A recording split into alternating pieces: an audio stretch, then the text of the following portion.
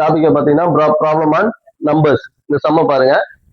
Difference of two numbers is 5 and difference of their square is 135. The sum of the numbers is என்ன சொல்றான்? ரெண்டு number இருக்கு, அந்த ரெண்டு நம்பருடைய வித்தியாசம் பாத்தீங்கன்னா 5ன்னு சொல்றான். அடுத்த என்ன சொல்றான்? அந்த ரெண்டு நம்பருடைய ஸ்கொயர் பண்ணி அது ரெண்டுத்துக்குள்ள வித்தியாசம் பார்த்தா 135. அப்படின்னா அந்த ரெண்டு நம்பரையும் கூட்டினா எவ்வளவு அப்படின்னு கேட்கலாம். பாத்தீங்கன்னா ரெண்டு நம்பர் ஏ பின்னு நம்ம எடுத்துக்கிட்டோம். ஓகேவா?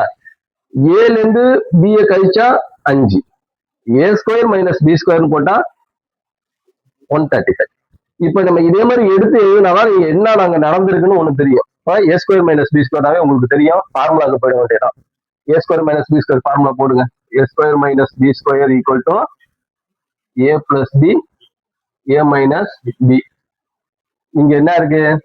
ஏ plus A square minus B square இருக்கு, 135. இங்க என்ன அடுத்தது என்ன இருக்கு? இது என்ன இருக்கு? A plus B A minus B எவ்வளவு? 5. ஓகேவா? உங்களுக்கு தேவை ஏ பிளஸ் பி கேட்கறான், அதே மாதிரி இங்க சம்மு தான் கேட்கறான். அப்படின்னா என்ன செய்யும்? இவரை இங்க கொண்டு வந்துருங்க, இதை முன்னாடி கொண்டு வந்துருங்க.